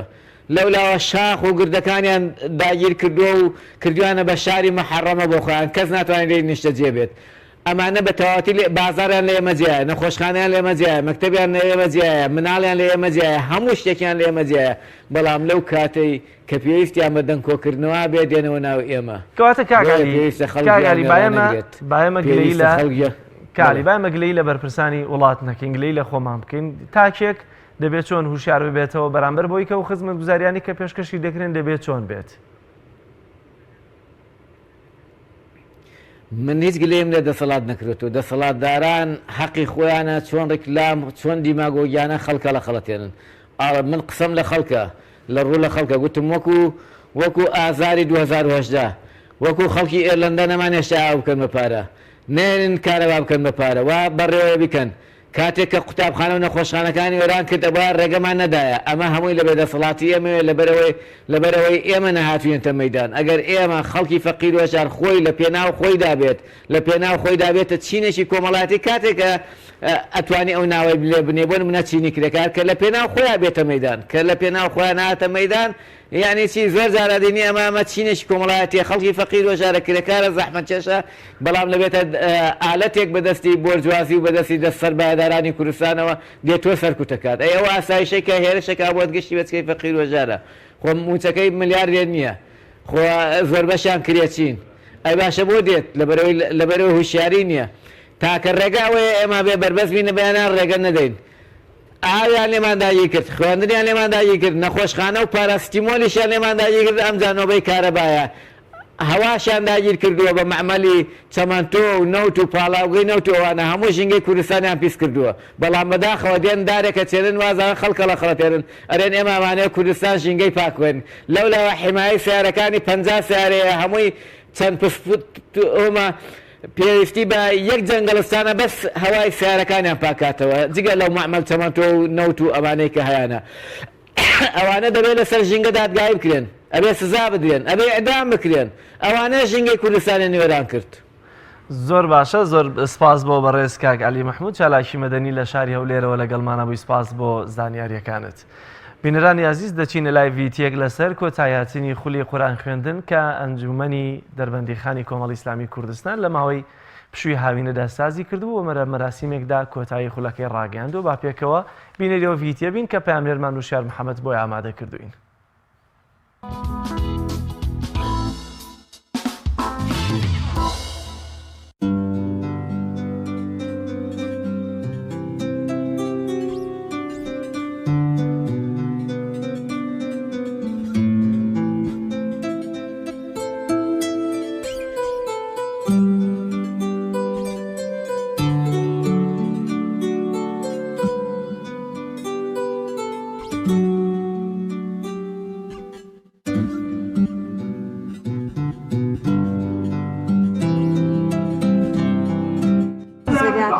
کە مامۆستای ئاستی قوتابی بچووکەکان بووم کە لە تەمەنی 5 ساڵ با بڵێن لە تەمەنی ڕەوزەوە دەست پێ کردووە تاوەکو تەمەنی 6 سەرەتایی کە نزیکی 6 ساڵێکەکە توانیمانە بە شێوەیەکی باش هەوڵێکی زۆریان بۆ بدەین و تەشجیعیان بکەی کە بەردەوام بن لەسەرە میشان خوێندنەوەی قورئان دوو دەرزمان پێوتون یەکەمیان جوان خوێندنەوەی قورئان بوو دووەمیشیان ئاداب یاخود بڵێن خەڵای موسڵمانان بوو زۆر جار بۆەوەی تەلەڤەکان زیاتر گروتینێکی زۆریان هەبێ و حەز بە دەرزەکە بکەن لە مقابلە شتمانیا و پیان و تەرجیعمان کردوون تا بتوانن بەردەوام بن. عەبدوڕەحمان دانیشتووی شاری دەربەندی خانم فێرخوازم لە ئەنجومەنی کۆمەڵی ئیسلامی کوردستان دەستخۆشێکی زۆر مامۆستاکانمان ماندوونە ناس بوون لە پێناو ئێمەیە و هەمیشە کاتیان تەرخان کردو بۆمان. من وەکو ئەوەی کە بڵم دەستخۆشی بنێرم بۆ مامۆستاکە خۆمێنێرم مامۆستا خانم کە دەستخۆشێکی زۆر لێ هەیە لەوەی کە توانیمانە بگەین بە ئاستێکی باش لە جوان خوێنی قورئان و خوێندنەوەی قورئان و تەجوید و هەروەها لە ئادابەکانیشا بڵین فقی ئافرەتانیش ئێمە هەر ئەوە نەبێت کە بڵین تەمەنێکی مناڵ قورئان بخوێنن ئێمە گەورەکانیشمان هەیە کە لە ئافرەتانن کە تەمەنێکی بەرزیان هەیە بەردەوام دەبین لەم پرۆسانش بۆ ئەوەی کە بتوانین خزمەتێکی زۆر بە کۆمەڵگە و شارەکەمان بکەین.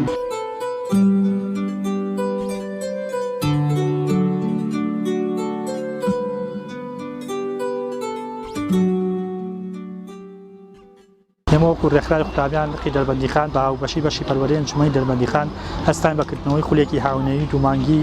خولەکەش بە ناونیشانی خولی پەروەردەیی بەرەولوودکە کە تیایدا 130 قوتابی بەشداریان کردووە لەو خولەماندا و زۆر لەیرەوە زۆر سوپاسی ئەو مامۆستایانەکەین کە خۆبەخشانە ئەم ماوەی ئەم دوومانگە خولەکەیان بەڕێوە بردووە و خولەکەشمان لە هەفتەی 2 ڕۆژ بوو ڕۆژانی سێشەمان و یەکشەمان بوو و زۆر سوپاسی کە سوکار و دایک و باوکیانەکەین.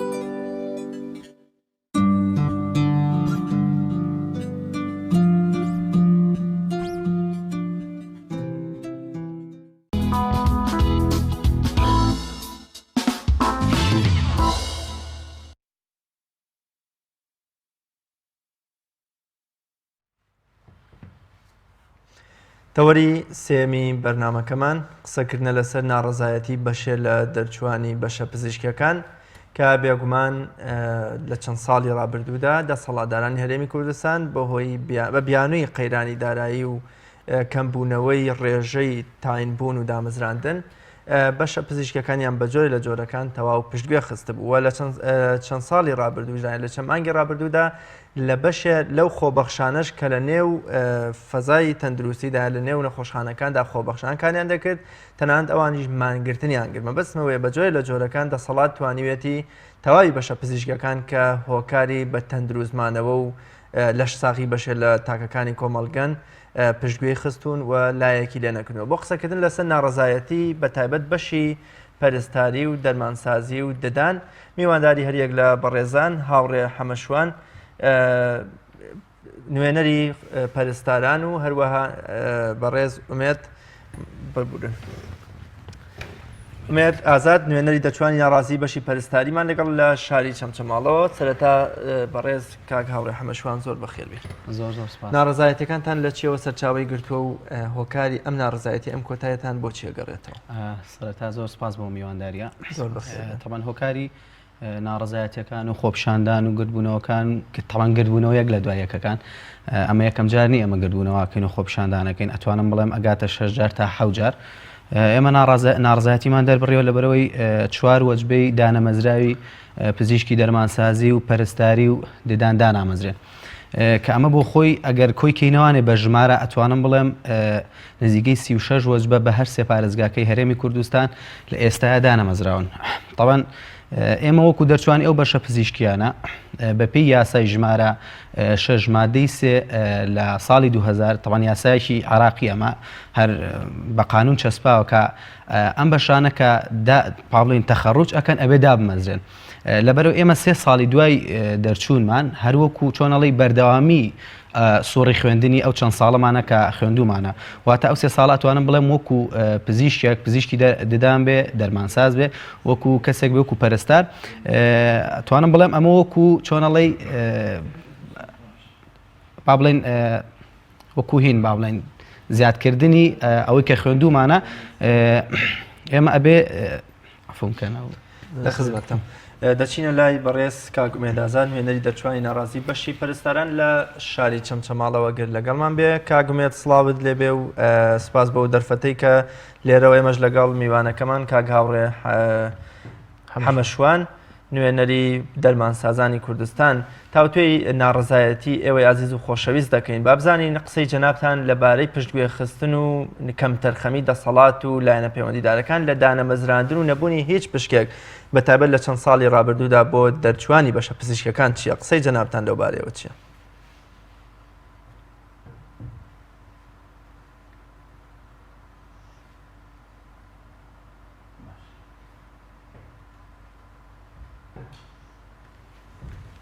زۆر سپاسی بەڕێستانەکەم بۆ بەسەرکردنەوەی هەموو معانات و کێشەی کۆلێژە پزیشکەکان بەڵێ ئێمە وەکو کۆلێژە پزیشکەکانی سەیدەلی و ئەسنان و پەرستاری ئەمڕۆ جارێکی تر بێباکی حکومەت و گوێنەگرتنی حکومەت لە داواکاریەکانمان ناچارمانی کرد جارێکی تر بینەوە سەر جادەکان و لە بەردەم میدیا و ڕاگەیاندنا ئازار و کێشە و معاناتەکانمان بخەینە ڕوو. بەڵێ وەکو برای بەڕێزم کاک هاوڕێ باسی کرد ئێمە 4 وەجبەی دانەمەزراومان هەیە کە ژمارەمان تەنیا لە سنووری سلێمانی زیاتر لە 1000 کەسە بێت لە بەشەکانی سەیدەلی و ئەسنان و پەرستاری. بەڵێ لە کاتێکە دەمی هەرێک لە بەرپرسانی ئەم وڵاتە و لە ڕاگەاندنکار و لە پەرلەمانتار و لە هەر کەسێکەکەیتەوە لە وڵاتە باسی بەرەوپێشبردننی کەرتی تەندروستی و سیستەمی تەندروستیەکات. بەڵام لێرەیە پرسیارە جەوهەرەکە بەم شێوازەیە ئایا کەرتی تەندروستی و سیستەمی تەندروستی چۆن پێشەکەوێ؟ ئایا کەرتی تەندروستی ینی بەسیترین هاوکێشە و سادەترین هاوکێشە ئەگەر تۆ دەستی ئیشکردنت نەبێ ئەو کەسەی کە ئیشەکە ئاکات لە نەخۆشخانەکە ئەو کەسەی نەخۆشخانەکەت بۆ بەڕێوەبادای نەمەزرێنی چۆن چاوەڕوانی ئەوواکەیت پێشکەوتن لەم کەرتەیە بەدی بێت. یعنی ئێمە ئەم چوار جیلەی کە ئێستا دانەمەزراوین ئەو کەسانین کە بە کۆنمرەی بەرزۆ لە پۆلی 12 کۆلێژەکانمان تەواو کردە بە دنیایەک حەز و خولیا و ئارەزووە بەو هیوایی بتوانین خزمەتی نیشتمانەکەمان و هاونیشتمانانی وڵاتەکەمان بکەین. بەڵام بەداخەوە حەز و خولیا و ئاوات و ئامانجەکانمان لە گۆڕنرا نەمانتوانی ئەوەی کە لە مێشکمانەیە لە وڵاتەکەمانە جێبەجێ بکەین خزمەتی هاونیشتمانیانمان بکەین هەر لەبەرەوەی هاوڕێی ئێوە لەو چەند ساڵی ڕابردوودا بێبەش بوون لەم تاین بوون و دامەزراندەیە جیاوازیە سیاسیەکان و وەکو ئەڵێ لایەنگرێتی سیاسی بۆ ئەو دوو حیزبە دەسەڵاتدارە وای کردووە کە بەشێ لەوانەی کە لەگەڵ ئێوەدا لەوەچێ لە ئێوە کەمتر مستەحەقیش بووبوون دامەزراون یام تەواوی ئەوان دەرچوانی بەشە پزیشکەکان بێبەش کراون و لەو مافە سەرەکی خۆیان بێبەش کراون. دامەزراندنی ئێمە مەرکەزیە هەر بۆ زانیاریتان دوێنێش ئاماژەمان پێ کرد بە پێی یاسا حکوومەتی هەرێم کە ئێمە دانامەزرێنێ پێشێلی یاسای کردووە چونکە بە پێی یاسا بەشە پزیشکەکان پێویستە لە دوای تەواوبوون ڕاستەخۆدا بمەزرێن. ئێستا ئەم چاوە لە حکوومەتی بەغداش هەتا ئێستا یەک دەرچی دانەمەزای بەشە پزیشکەکان بوونی نییە. بەڵام وەکو ئەوی کە بڵێ ئایا جیاوازی کراوە یان جیاوازی نەکراوە بە شێوەیەکی گشتی لەم 4 وەجبە دانەمەزراوە لەسەر سیستەمی لەسەر وەزارەتی تەندروستی هەرێم هیچ کەسێک ئەو نەی ئاگادار بین دامەزرانی بۆ نەکراوە تاکو تەرا ئەگەر کرابێت وەکو لەسەر کەرتی حیزبی ینی نەک ئەوەی لەسەر حکوومەتی هەرێم و لەسەر کەرتی تەندروستی حکوومەتی هەرێم کرابێت بەڵام تاکو تەرا تەبعاً کراوە بەڵام وەکو ئەوەی بڵێ بە شێوەیەکی گشتی بە شێوەیەک بڵێ لەسەر وەزارەتی تەندروستی هەرێم نەخێر هیچ کەسێک لەو 4 وەجبەیە دامەزرانیان بۆ نەکراوە و ئێمە چەند جارێکیش ڕامان گەیاندووە ئەگەر ئێمە ئەگەر دامەزراندنێک بوونی هەبێ پێویستە بۆ هەمووی بەیەکەوە بکرێ ئەگەر بەو شێوازە ئەوە پەیامی ئێمە بووە و ئێمە هەماژە بە شتێکی کەش بم ئەم 4 وەجبە دانەمەزراوە کە ژمارەمان نزیکی 1000 کەسە بێت ئەوە نەبێ بڵێ لە ئێستاە هەل لەبار نەبێت بۆ ئەوەی دامان بمەزرێنن پێشووتر کۆمەڵێک بەهانەیان هەبوو شەڕی داعش بڕینی بودجا هاتنی ئاوارەکان و هەموو ئەم بەهانەیان نەماوە لە هەمان کاتە ئێمە بەپی ئەو ئاماری کە وەرمان گرتووە نزیکی 5000 کەس کەرتی سەحی جێهێشتووە جا ئەم جێهێشتنە بەهۆی کۆچیان بۆ دەوێ وڵات بەهۆی خانەنشین بوون بەهۆی مردن و بەهۆی ئەم حاڵەتانە ینی 5000 کەس شوێنەکانیان چۆڵ بووە لە بەرامبەرە هیچ کەسێک لە شوێنی ئەمانەدا نەنراوە لە کاتێکە حکوومەتی هەرێم چەندین شوێنی هەیە کارمەندی زیادەیان هەیە ینی زیاتر لە شوێنی لە ئەرکی خۆی زیاتر لەو ئەرکی کە پێویستە هەیان بێت کارمەندیان هەیە زیاتر بەڵام لە ناو وەزارەتی تەندروستی و لە کەرتی تەندروستیە لەگەڵ ئەوەی کە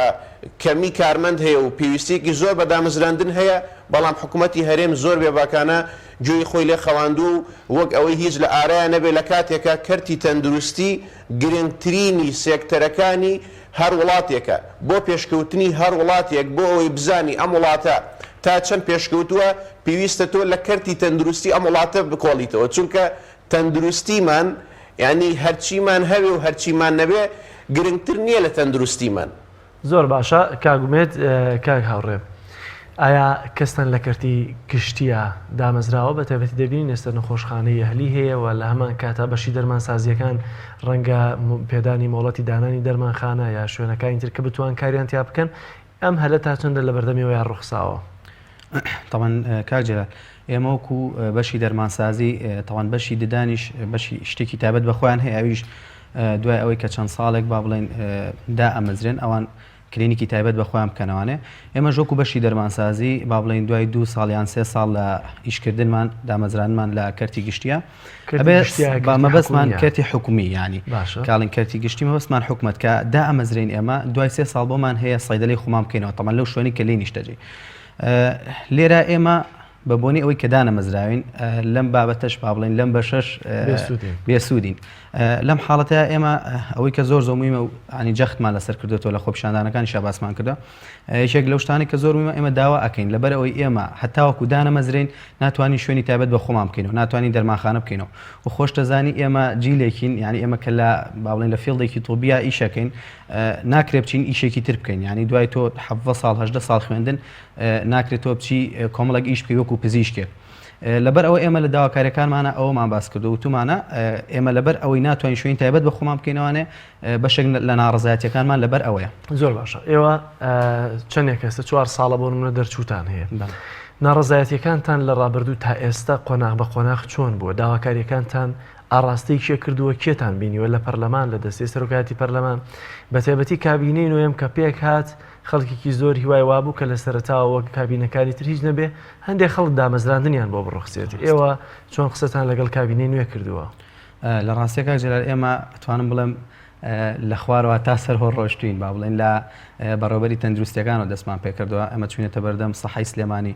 لێوە داوامان کردو لە بەڕێوەبەری تەندروستی سلێمانی تەوان پارێزگاکانی تریش بە هەمان شێوە لە دوای ئەوان چوینەتە لای جەنابی وەزیری پێشووی با بڵێن کابینەی پێشوو ئەتوانم بڵێم 6 تا 7 جار بە شەخسی بینیومانە وەکو نوێنەری ئەو دەرچوانە قسەمان لەگەڵا کردووە و چەندین جار وعدی یەک لە دوای یەکمان پێدراوە و بە حساب کتابەکانمان بەرز کراوەتەوە بۆ وەزارەت کە ئیتر نازای ئێمە کتابەکان بەرز کراوەتەوە یاخود ناقسەی ئێمە گەشتووە بە وەزارەت یاخود وەزارەتی دارایی طبعا وەزارەتی تەندروستی باشە وەزیرتان ئێمە وەزیرمان بینی و ئاشتەکانمان گەێنراوە بە ئەنجومەنی وەزیرانیان نەگەێنراوە و لەگەڵ ئەوەشە با بڵێن بە بیان و یەک لە دواییە کە قەیرانی هەروکو کاگومێت باسی قەیرانی ئابووری و قەیرانی نازام کۆمەڵێک شەڕی داعش و ئەو شتانە ئێمە لە ڕابردووە کێشەمان نەبوو بێدەنگ بووین لە ئازەشتانەیە چونکە ئەسڵەن کەسێک کە دامەزراوی حکومەتیشە موچەکەی وەکو خۆی وەرنەگرتو و 5 مانگ 6 مانگ جارێ موچەیەکی وەرگرتو ئێمە لەمانایە کێشەمان نەبوو بەڵام لە ئێستایە کە وتومانە کابینەی نوێی حکومەتە ئەو چەندێکە کابینەی نوێ دامەزرا و تا ئێستا هیچ دەنگێکیان نییە لەبەرەوەمە دووبارە ناڕزایەتەکانمان دەربڕێەوە هاتینەوە سەر شەقام لەگەڵ وەزیری تەندروستیا کە دانیشتون وەڵامی چی بووە پێتان وتێتی بەسەر چاوداتان نەمەزرێن وەزیری تەندروستی وەرمە شوێنمان نییە وتێتی بودجە نییە وەڵامەکەی چی بووە تەوان بەجار بووە ناڵێ ئێمە 6 جار بینیومانە لە سەرەتایە ئەو بە ئێمە وتووە کە با بڵێن بەسەر چاو تا ئینتانەکەین ئەمڕۆ نابیانی چەند مانگی تر وردەوردە دوای ئەوەی ئێمە کە چەند جارێک چوونێتەوە لای کواوعدەکانتان کەی ئەگاتە و کاتی کە با بڵێن دامان بمەزرێنن لە ئاخر جارە کێشەکە تەوان بە هەڵواسراوی ماوەتەوە لە ئاخر جارە بە ئێماڵە شتەکە لای ئێمە نییە و لە ئەنجومەنی وەزیرانە هیچ جیاوازیەکی ناوچەی لە نێوان ئێوە هەولێرا دەکرێت جیاوازیتانە بێت لەولێر کەس جیاوازی ناکرێت وەکو ئەوەی کە هەمومان بەیەکەوە تعین بین هەر سێ پارێزگاکە بەیەکەوە ئەمما ئەگەر بڵێ جیاوازی شەخصی کراوە بەڵێ زۆر کراوە و نمونەی بەردەستیشمان هەیە و بە بەڵگەشەوانە چۆنی ئەو جیاوازی تەمان جیاوازێکە ئەوەیە کەسێک کە دەسەڵاتی هەیە کەسێک کە با بڵێن کوڕی بەرپرسێکی ئەم وڵاتە یاخود تەسکیەکی حیزبی هەیە زۆر ئاسان دامەزرا و ئێستا لە ناوەندەکانی لە ناوەندە تەندروستیەکانە کارەکەش دەچینەوە لای کاگومێت ئاماژەت بەوە کرد لە وەڵامی پرسیاری پێشوودا کە وەزارەتی تەندروستی عێراق هیچ دانەمەزراوێکی نییە، واتە ئەوەی کە دەرچووی بەشە پزیشکەکان بێ نییە کە دانەمەزرابێ. لە کاتێکا کوردستان وەکو جەنابە دەفەرمووی 1000 دانەمەزراوی 4 ساڵی ڕابردوومان هەیە. لە هەرێمی کوردستان نەبوونی پلانی حکومت و لایەنە پەیوەندیدارەکان وای کردووە کە هەزارەها دەرچووی بەشە پزیشکەکانە بێ، یا بۆ منە شوێن و پێگەیەک نییە ئەم دەرچوانەی لێ تاین بکەم. بەسمەوەیە عێراق ئەوەندە بەو شل و شێوابیەشەوە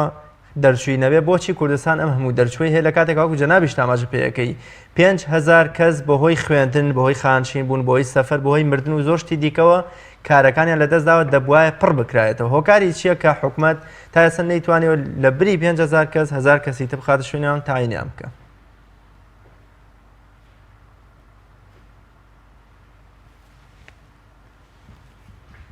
ئاماژەم پێکرد کە ئەڵێن زیاتر لە 1000 دەرچی دانەمەزراوی بەشە پزیشکەکانی ئەسنان و سەیدەلی و پەرستاریمانەیە تەنیا لە سنووری سلێمانیە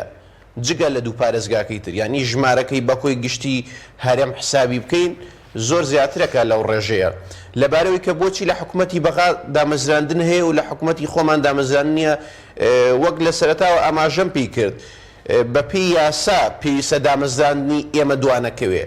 یعنی حکوومەتی بەغداد کە دامەزرانی کردووە ئیشێکی زۆر گەوری نەکردە، هەر یاسایی جێبەجێ کردو و چونکە بەپی یاسا دامەزرانی ئێمە مەرکەزیە. بەڵام ئەوەی کە حکوومەتی هەرێم نەیکردووە پێشێلی یاسایی کردووە، چونکە پێویست بوو دامەزرانمان بۆ بکرێت و دوانەکەوێت، چونکە یاساکە بۆ شێوازاڵێ. لەبارەی ئەوەی کە ئایا شوێنێک هەیە بۆ ئێمەیان شوێنێک نییە، بەڕاستی کەرتی تەندروستی بڕبڕی پشتی پێشکەوتنی کۆمەلگایە. یعنی هەر وڵاتێک بۆ ئەوی سەیری ئەوەی بزانانی وڵاتێکی پێشکەوت و لە چی ئاستێکی پێشکەوت نایە، بە بینای بەرز و بە شەقامی پان و ئەمانە بەشێکی کەمە لە ئیشەکە. بەڵام ئیشە گەورەکە ئەوەی کە زۆر چاوی لەسەر بێت لە هەموو وڵاتێک کەرتی تەندروستی و سیستەمی تەندروستیە، چونکە گەشەکردنی کۆمەلگا بەرەو پێشبردننی کۆمەلگا، ینی کەرتی تەندروستی بەرکەوتنێکی ڕاستەخۆی هەیە لەگەڵ هەموو کەرتەکانی ترە. هەموو ئەو ئیشانێت رێگرێ بۆ خزمەتی بەشەریەتە و بۆ خزمەتی ئینسانێتە. کاتێک تۆم ئینسانێکی تەندروست نەبێت و کەرتی تەندروستەکەی گونجاو نەبێت، ئیتر بەرەو پێشبردننی وڵاتی چی؟ یەکێتر لە پێم خۆش بوو ئاماژە بە خاڵێ بکەم باسی وعدەکانی کرد، ئێمە چیمان کردووە. من چەند جارێک لەگەڵ جەنابی وەزیر دکتۆر ڕێکەوت دانیشتین، بە شەخصی خۆی چەند جارێک وتی هەموو شتێکتان تەواو بووە، وعدی تەواوی دامەزرانی پێماندا، وتی لەگەڵ سەرۆکی ئەنجومەنی وەزیرانە قسەمان کردووە بە تەواوەتی ئۆکەی پێیاوین بۆی لەگەڵ وەزارەتی دارایی قسە بکەین و ئیش و کارەکان تەواوکەین. ینی بەڕاستی بۆ ئێمە سوپرایز بوو کە گەیشتی نام ڕۆژە، چونکە ئێمە چاوەڕێ بووین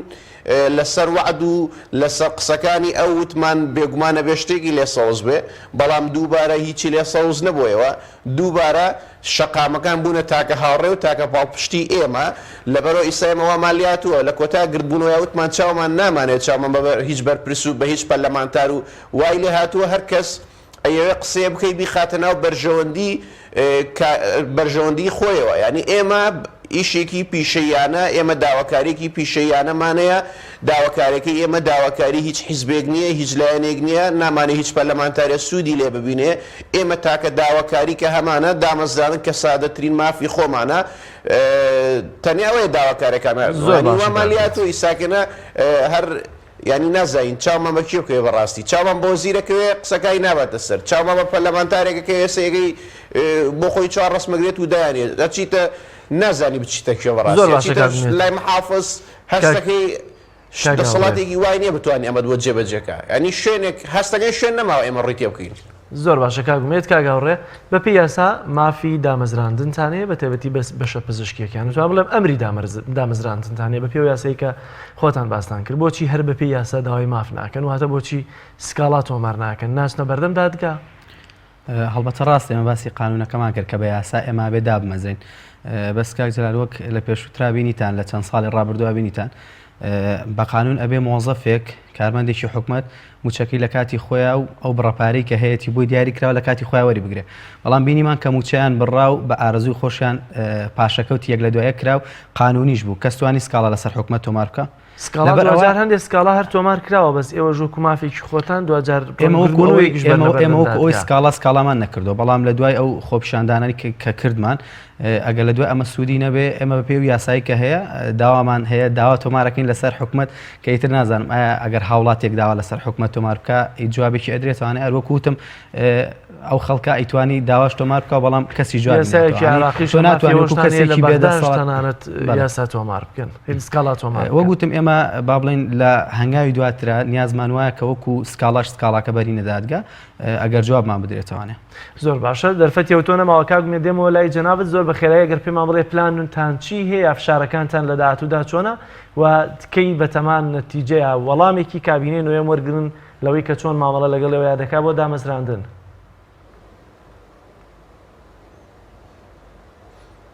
بەڵێ من پێم خۆشە زۆر بە کورتی ئەم پەیامە بگەێنم ئەوەی کە ئێمە لای ئێمە گرنگە ئەم پەیامە ئەم خەمەی ئێمە ببێتە خەمی هەموو لایە کاتێک ئێمە دامەزرین لە نەخۆشخانەکانە ئێمە تەنیا خزمەتی کە سوکاری خۆمان ناکەین ئێمە خزمەتی کە سوکاری ئێوە شەکەین ئێمە خزمەتی کە سوکاری ڕاگەاندنکاری شەکەین خزمەتی کە سوکاری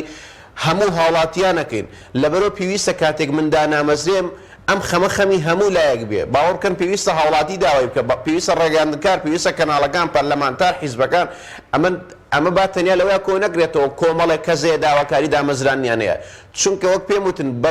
دامەزرانی ئێمە بەرکەوتنی دایرەکتی هەیە لەگەڵ تەندروستی هاونیشتمانیانی ئەم وڵاتێکە هەمووی کەسوکاری خۆمانن وەکو پلانی داهاتوومان ئێمە داواکاری و بەڕاستی ئێمە کابینی تازەکە پێگاتووە ئێمە داواکاری یەکەممان ڕووی داواکارەکانمان ئاراسی ئەنجومەنی وەزیران بەڕست کاک مەسرور بارزانی و کاک قوبات تاڵەبانیەتی زۆر باشە کاگمێت داواکارەکانمان لەمە زیاتر پشتگوێ نەخورێت و ئاوەڕێک لە داواکارەکانمان زۆر زۆر کورتی ئێمە تەمان لە کۆتاییە هەر داواکەمان داوای دامەزراندنە و داواکەشمان ڕوو بە حکومەتی هەرێمی کوردستان و کابینەی نوێ بەمێدەوە ئینشاءڵڵا داواکارەکەتان ئاوڕی جدی لێ بدرێتەوە بە ئاواتی خۆتان بگەن زۆر سپاس دەبتان بەڵێ ئازان و خۆشەویستانم زانیاریەکمان بۆ ئامادەکردوون لەبارەی داهێنانی زانا موسڵمانەکانی نێو شارستانێتی سامیەوە با پێکەوە بینەریە و زانیاریە بین.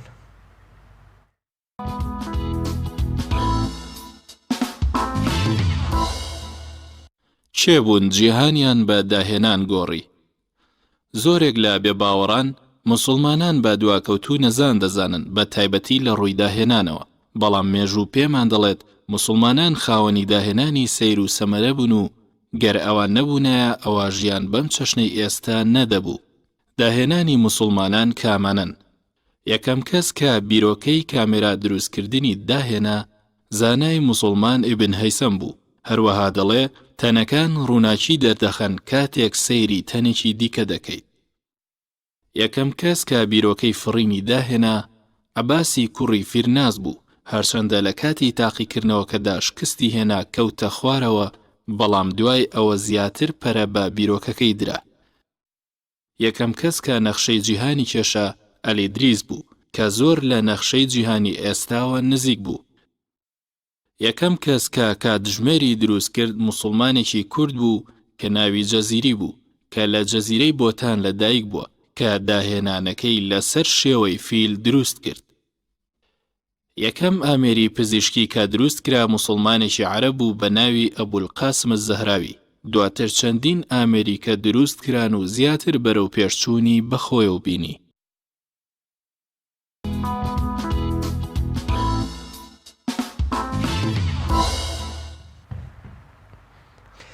یەکەمین کەسێکیش لە مێژووی مرۆڤایەتیدا شێرپەنجەی مەمکی لە ئافرەتاندا دۆزیەوە و وەکو چارەسەریش مەمکی ئافرەتی بۆ شێرپەنجە بڕی زانایەکی موسڵمان بوو بە ناوی ئەزهەری ڕەحمەتی خوای لێبێ کە 400 ساڵ پێش ئەوروپا توانی ئەو داهێنانە بکات و شێرپەنجەی مەمک بدۆزێتەوە. بەڵێ ئازان و خۆشەویستانم لێرەدا بەم شێوەیە هاتینە کۆتایی ئەڵقەی ئەمڕۆمان لەگەڵ هاوکارم کاکژاومێ دەکەین بەرگۆ بابەتی ئەمڕۆمانجی ڕەزامەندی خوای گەورە پاشان ئێوە عزیز و خۆشەویست بوو بێ و تا ئەڵقەیەکی تر بە خوای گەورەتان ئەسپێرین. خواتان لەگەڵ.